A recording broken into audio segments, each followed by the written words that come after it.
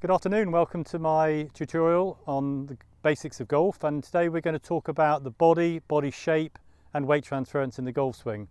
One of the absolutely crucial parts of the golf swing is how the body performs. We don't want it to fight the club in any way. It's the engine of the golf swing, it's the hub of the golf swing, and we're swinging a club at great speed around the body. That then is also transferring its weight to create balance and to create extra power.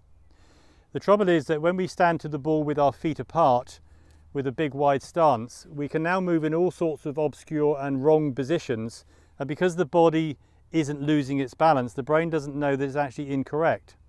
So what I would do if I had my career again, I would put my body in positions on day one where if I did it incorrectly, then I would lose the balance, and therefore the brain would learn to correct that. It's like learning to ride a bike, like learning to ski. You learn by falling over, and the brain again learns by that experience. So on day one, this exercise, which is one of the most draconian, is just to put yourself on one leg, tuck the other foot behind the ankle, fold your arms. Now my center of gravity is in one place. If I now cheat and move the body off center, or tilt the other way, or go forward or backwards, then I will lose that balance, and again it feels uncomfortable. When I can rotate around that axis and keep my balance, then both the hips and the shoulders are moving around one center of gravity.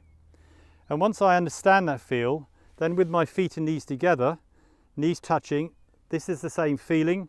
A little bit easier now because I've got a slightly wider base, but the feel of that movement is exactly the same. With then the feet apart, slightly bent over from the hips, we'll come on to the posture on another tutorial. So now as I go into my backswing, the feeling is the same, where I'm turning around that axis. The weight moves slightly into the right side within a rotation, so I can feel pressure here and resistance.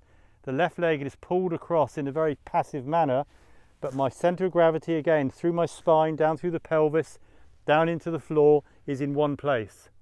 Now as we go through, we want to move the weight through, transfer, and again turn around that fixed axis, finish up on the right toe, so all of my body weight has gone forward, but it is a simple, powerful resistance movement around the spinal axis. We don't want the body to come off center, which is what we call a split body. We don't want a reverse tilt, which puts pressure on the base of the back.